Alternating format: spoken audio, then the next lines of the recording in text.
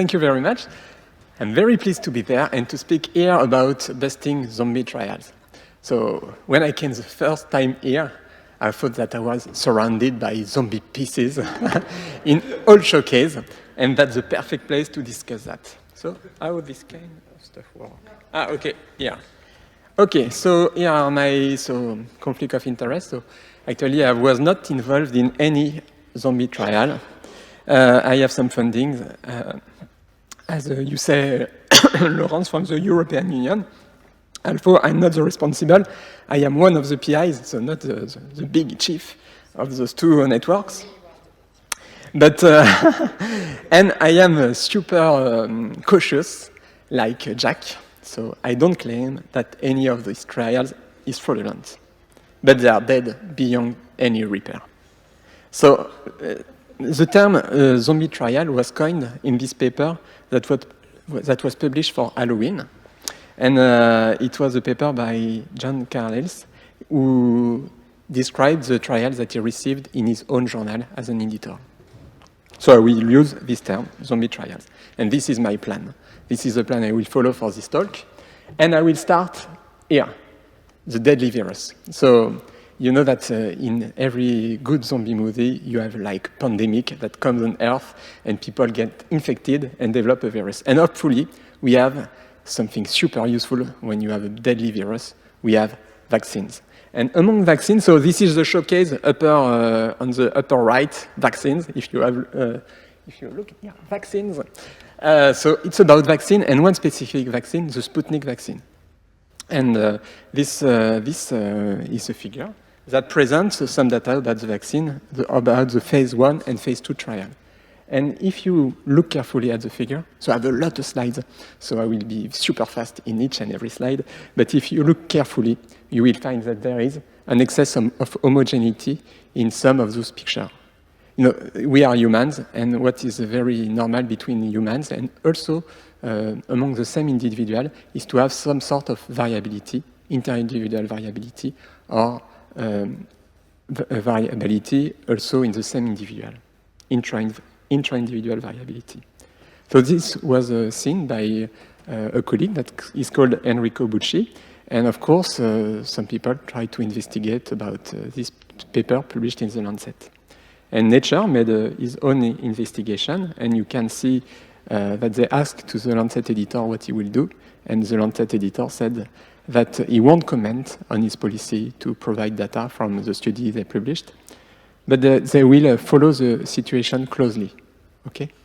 So what would you do if you follow the situation closely? Normal. You publish the phase 3 trial, just after the phase 1, phase 2. And that's what they done.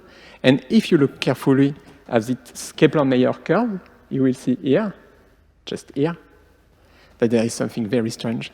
People are gained to follow up. Usually people are lost to follow up. In these trials, they are gained to follow up. But of course, it can be a typo. And of course, I think you cannot judge if there is a big problem in a study just in a figure, in just one figure. You have to take account for what happened before, a phase 1-2 trial. You have to account for what you see, a curious figure, and for what you will find in the other place of the paper. And if you look at this table, this is a super important table, because it provides the results of the analysis per subgroup. And you know that a COVID vaccine was had a big market value if it was working well in the older, because the older were dying much more than the younger. And if you look at this figure, there is again an excess of homogeneity here in those percentages, so the efficacy of the vaccine per age group, it's always very close to 91%. By the way, it's very close to the 91% observed for the Pfizer vaccine. And also, you can see that the confidence intervals are very wide. So just by chance, you might expect much more fluctuation in subgroup estimates than you can see here. Okay. We saw exactly the same in the results that were released as part of interim analysis of this trial. Okay, so now we have the pandemic, we have the possibility of zombies, but how those zombies can come to life? This is a big question. And they come to life, like any study, by the peer review process. Okay, so this is a study. It's about transdiagnostic treatment of emotional disorders for women with multiple sclerosis. It's a randomized controlled trial. It shows, as I show here, a very, very large effect size, which is unusual for this kind of intervention, but it's still possible. You can see also some things that are very unclear. For instance, in the selection criteria, they say high score in difficulty emotion regulation. In general, you provide the tool that you use to assess the high score, and you give the threshold for the score, because else it's not very reproducible. I say that because it's not me who saw this problem. You will see it's a peer reviewer. And then, if you look at the paper, you have missing value in the papers. Look here. You have the t-statistic, so it's good to provide the t-statistic for reproducibility purpose, but at the end of the day, it's missing.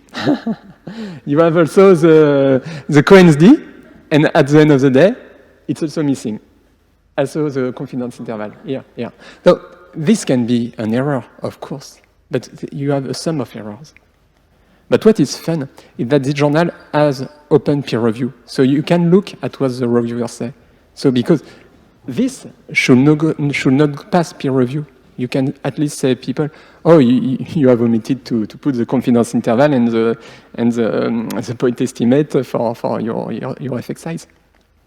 But we can have a look at what the peer reviewers say. Let's look at reviewer 1. You know, there is always reviewer 1 who is very kind and reviewer 2 who is very naughty and bad. So let's look at reviewer 1 and what he says. It is essentially a real retrained paper. I will recommend all the short forms as their expanded version when you introduce them in the paper. Please make the necessary condition. This was the comment from the reviewer. So, I don't claim that this reviewer was also the author. I cannot claim that, but it's fun. So then the second one, no, but you did not specify with sufficient details your selection criteria. This is a problem. Look. Moderate to high cognitive impairments or physical disability. Which screening tool was used? And how moderate to high cognitive impairment was defined? Now you can look at the answer. So this is reviewer 2, actually. Better than reviewer 1. And this is the answer. Okay, we deleted the selection criteria from the selection criteria. And this passed peer review. Okay, new chapter. The zombie movie. You know, there is always a zombie movie. This is just to show that those zombies are everywhere, just like here, they are surrounding us. So this was at the French Parliament. There was a meeting at the Parliament, and they showed a movie. It was a movie about tea of Artemisia. Artemisia is a plant, and in this plant, you have an active compound that is artemisinin, which is active on malaria. And they were talking about the tea. It was in presence of Cédric Villani, which is one of our greater mathematicians. He got the Fields Medal. Fields Medal is like the Nobel Prize for mathematicians. So actually, he knows the maths. So you can see the movie if you want. You can see also the meeting at the French Parliament. And they talk about 2 trials. Let's talk about the first trial. I will call this trial Zombie 1. So Zombie 1, it's a large trial about Artemisia annua and Artemisia asphrati infusion on schistosomiasis. So here is the table that is provided in the supplementary material. This is the table with the distribution among patients of adverse effects. So you have here nearly 400 patients in the Artemisia arms, here nearly 400 patients in the praziquantel arms, the number of events, and the percentage. Okay, so perhaps except Jack, sorry Jack, can the other tell me what they think about that? This is super cool because I present this to my dean because he was asking me, Florian, what do you show to students about scientific integrity? And I say, I show them that. I say, well, that's interesting. And then I say, can you spot the problems? And nobody was able to spot the problem. Then I told them, but adverse events, they never occur just by a group of 5 patients. Those are multiple of 5. No, this is not possible. We can compute the probability to observe so many multiple of 5. And this probability is very, very, very low.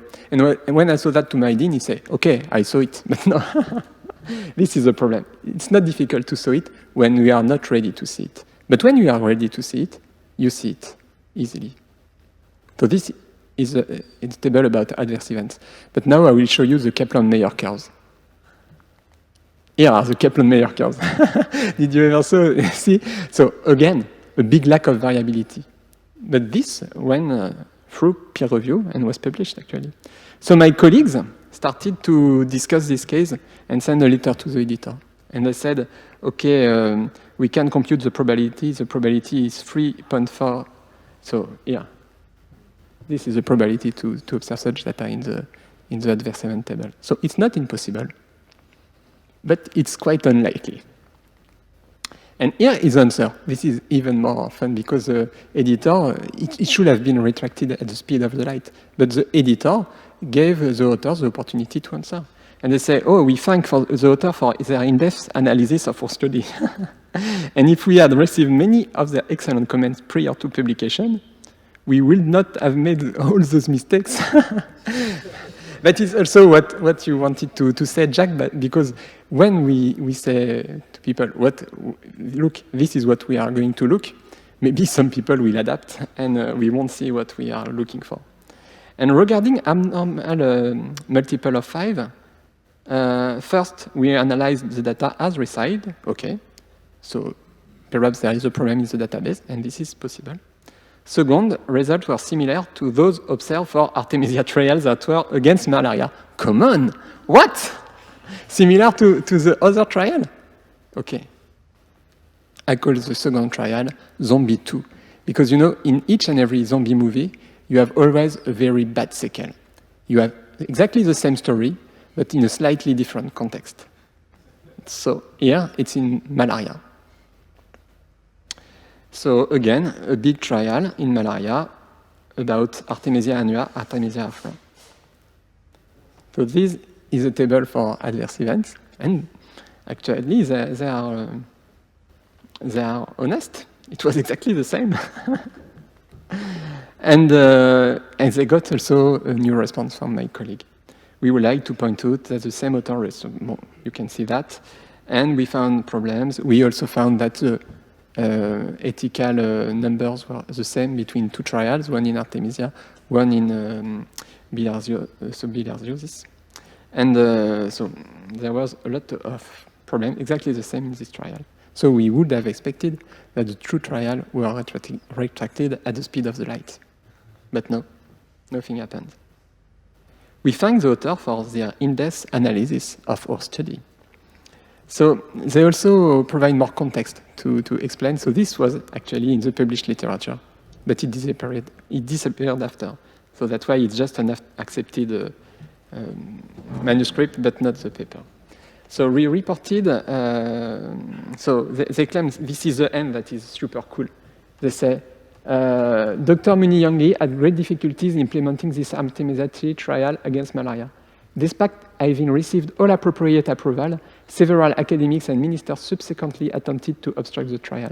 They were also attempted to sabotage his work by stealing his laptop. There were even efforts to poison him. He almost died. This was in the peer review literature. Super cool. So I said to my colleague André, who was in charge of investigating this trial, you should ask the data, because with the data, you have the weapon of the crime. You know? So we wanted to get the weapon, and it was very curious, but they sent us the data. And when we opened the database, we saw the weapon of the crime. So exactly as said Jack, lines and lines that were copy-pasted.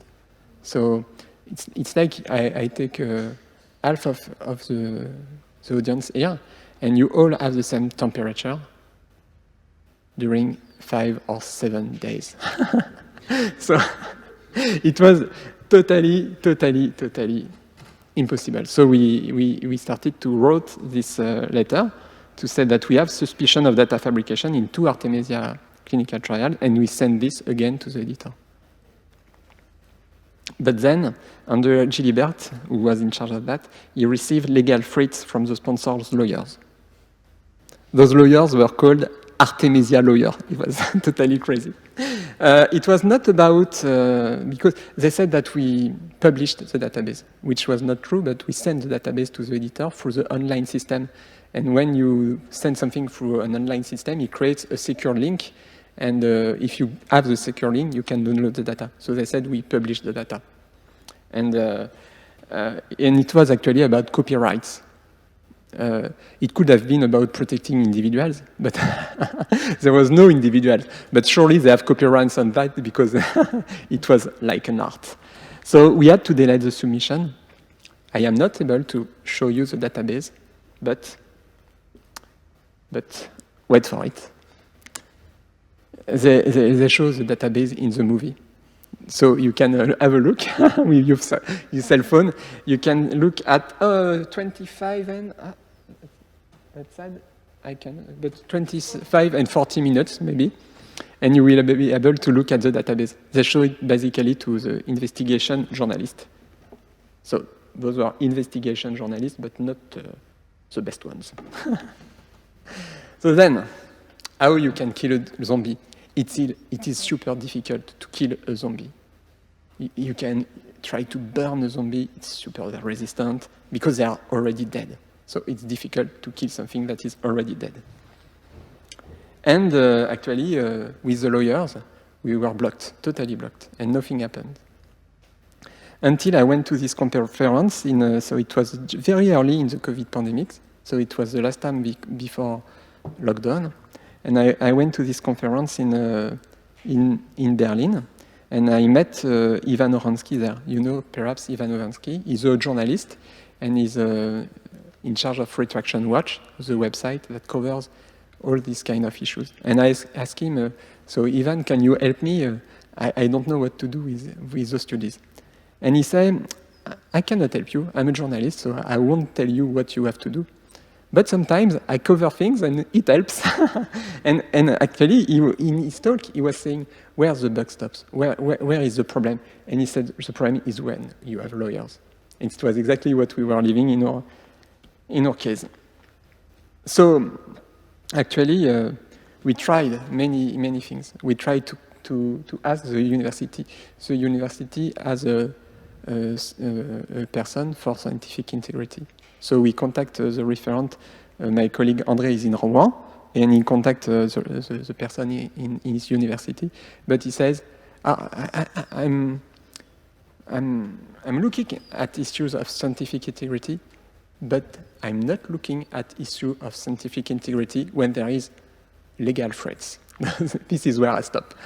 Okay, thank you. So he said, you should ask your, like the big administrative stuff that is just above your hospital. So he asked the big administrative stuff that is above the hospital. But it was in Rouen, and it was near to the end of the world. Because in Rouen, there was at this time a big fire of a big industry, and everything was polluted. So you can imagine that they have something other to do than looking at Artemisia T infusions. So we ask also, or like, it's like or FDA or EMA, so national, and we ask them, they are an address for whistleblower, and we receive this answer, thank you for your message.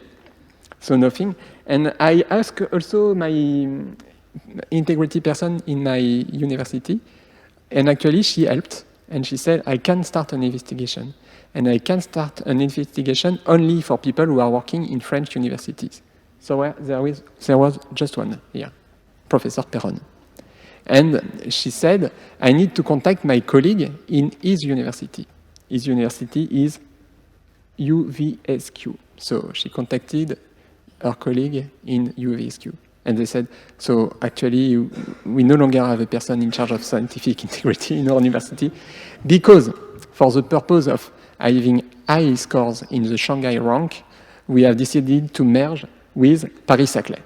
Okay, so they decided to merge with Paris-Saclay. So what she did, she contacted the referent for scientific integrity in Paris-Saclay.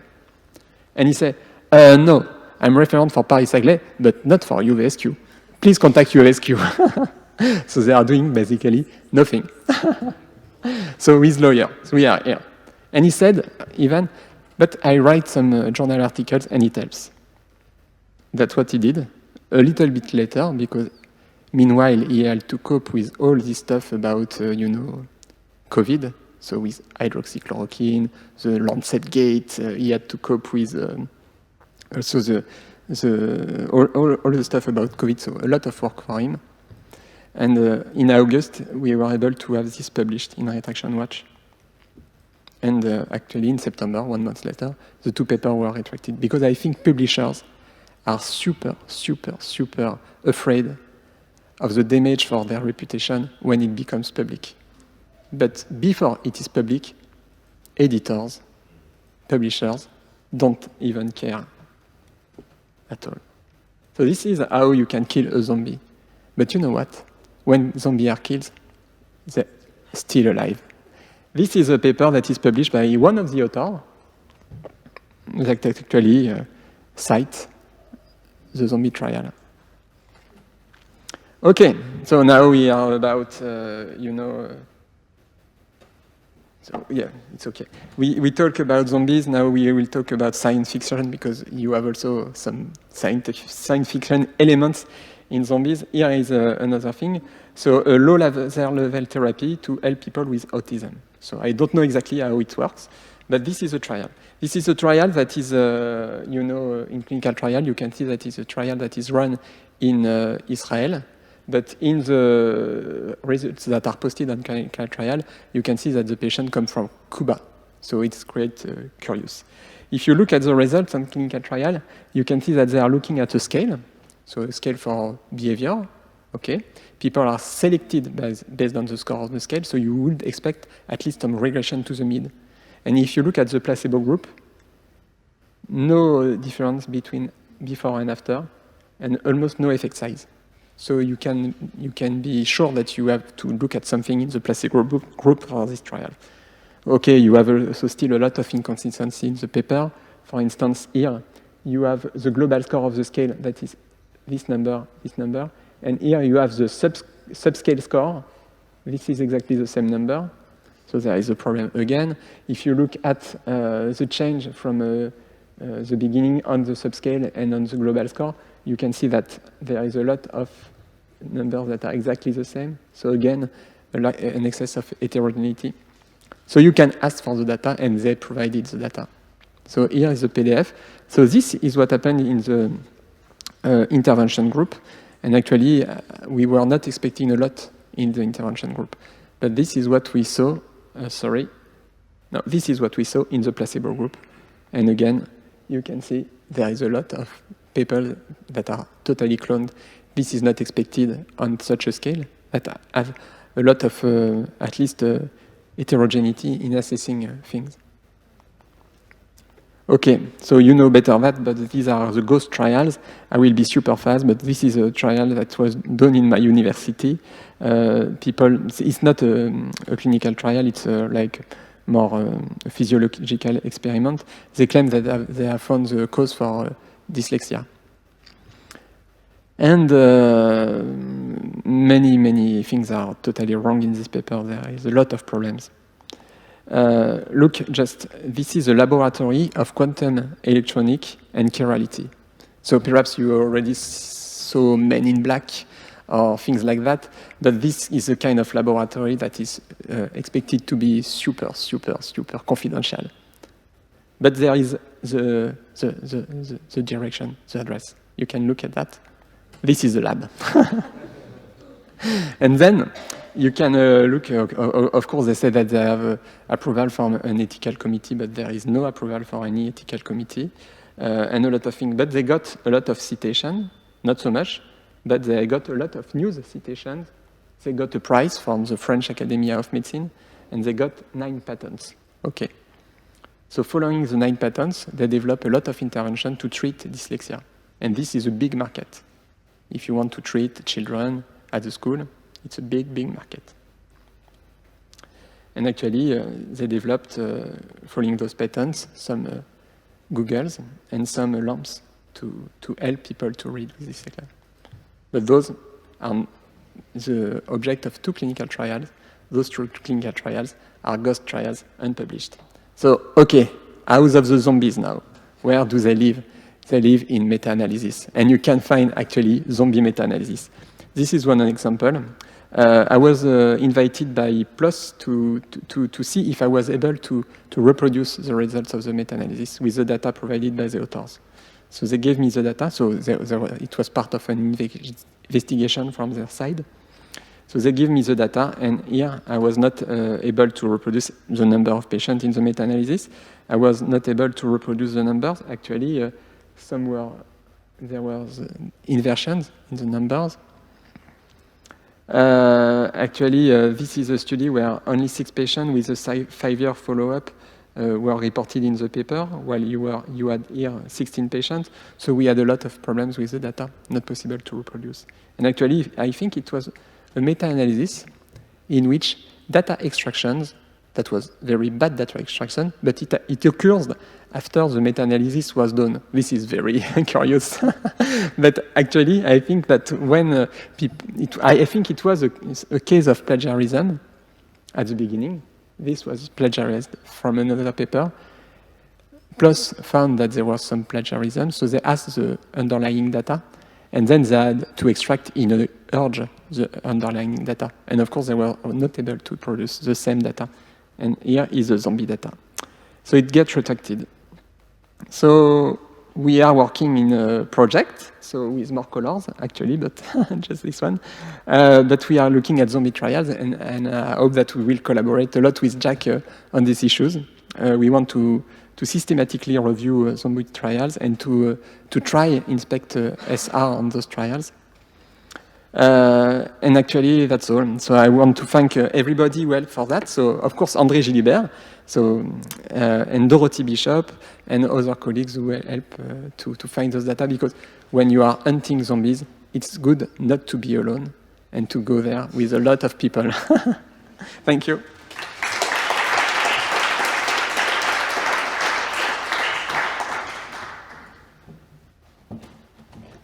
Thank you very much, Florian, for this incredible talk and all this story of movies.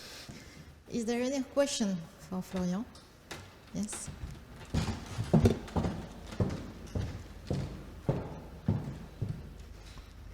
Thank you for your talk. I think that I agree that peer reviewing process is extremely important. As these results would not have been published if they were rejected at an earlier stage. I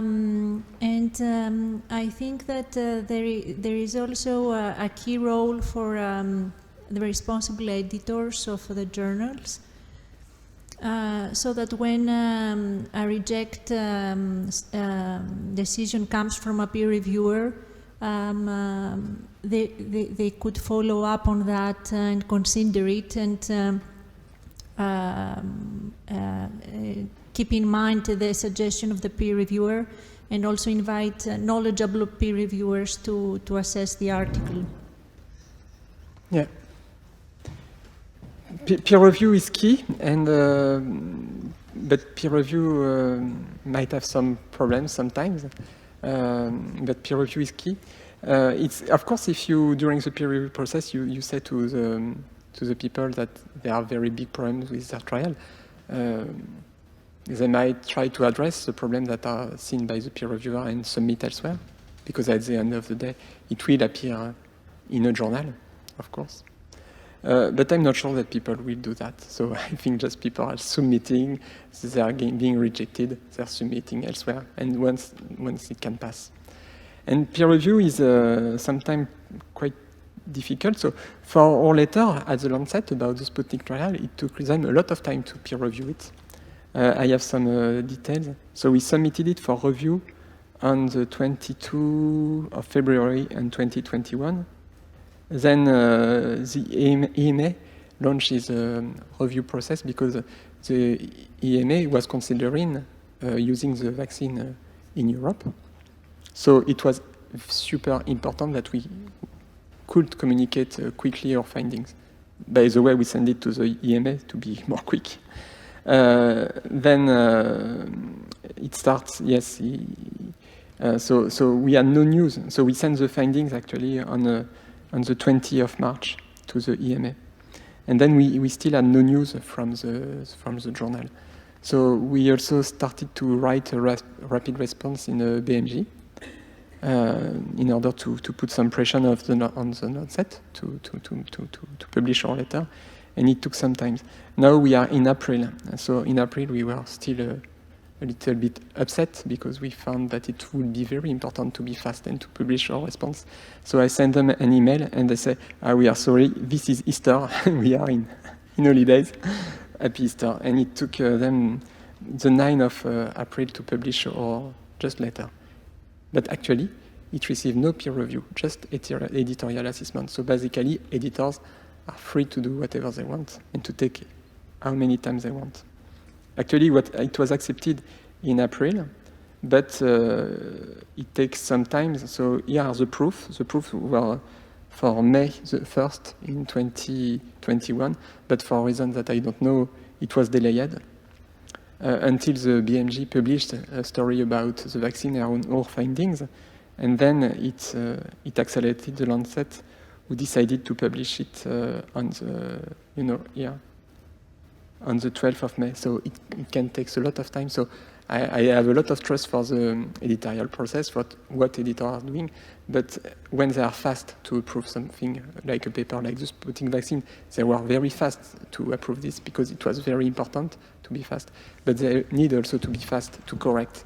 And self-correction is often occurring too late, and it takes too much time, and sometimes it simply does not occur. Well, thank you for your presentation. It's always nice to have critical voices. The examples you show are really, well, close to clear frauds. But there's another thing going on with big industry, for example. They are much more subtle, out in the open, tweaking your study designs. Yeah. Whether it's in the dosing, in the timing, in the outcomes. And I think, honestly, from my perspective and the impact it has on patient care, that's even more dangerous because they have the high quality resources, they have the high quality people involved. So are there initiatives who are looking at this as well? Because these are the New England papers and the Lancet papers who make it in the guidelines, and they set the tone for what we do with our patients. So are there people like you scrutinizing that data as well? Yes, there is a big community of meta-researchers, so all are in any kind of area. So, for instance, you have people that are very famous for having scrutinized antidepressant trials to find the unpublished trials and the published trials. It was a big issue. Yesterday, I saw somebody that published in the JAMA a systematic assessment of surrogate markers, because we often rely on surrogate markers. So they made a systematic assessment of all surrogates that were used by the FDA to see how much were backed by evidence, not so much. So actually there is a wide community of meta-research looking at those issues. Yes. So this is just an example. Actually, this is the example of what I do on Sunday, because it's quite fun and a lot of fun, but we also do a lot of other things that are more serious. Even this is serious, and it can be a very serious issue. And the Lancet vaccine show you that, the Sputnik vaccine show you that it could be serious. And perhaps it works, the vaccine, I simply don't know.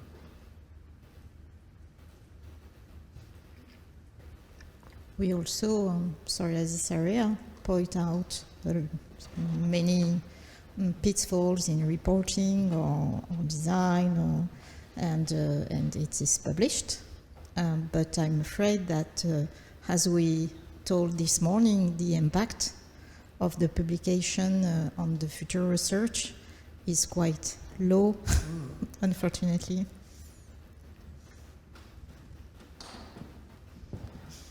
Other questions? Yes, Phyllis.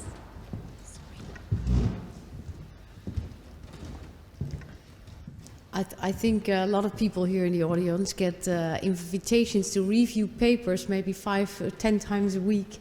Do you have suggestions to improve how we can deal with doing reviews? Because I think most of the things you will, you put a lot of effort in finding those issues, but a regular reviewer cannot do that. So should every journal has a sort of detective team for these kind of things? And should all the papers be tested from a statistical point of view, whether the analyses are correct? Yes, the fact is that looking at those kind of problems in trials, it goes beyond the usual peer review we are used to do. Because peer review is based on trust. You always trust the people that submit the data, and looking at this kind of problems suggests that you are not trusting people who are submitting the data. So this is a big difference in terms of mine. And I'm quite positive, and I'm used to trust people. So this is not my useful way to be to think that I cannot trust things. So this is the first problem, where we put trust. Perhaps certain journals will gain to have a reproducible research editors, and instead of judging journals based on their impact factors, like the MDPI journals who are going to have more and more higher impact factor, while they are publishing just low quality science, we could think that a good journal is a journal that has some safeguards like that. And it could make the most prestigious journals having this. But even with this, I'm not sure that it will work. We will see. There is always the possibility for errors, and we have to acknowledge errors and to correct errors quite fast. Thank you very much, Florian. Thank you very much.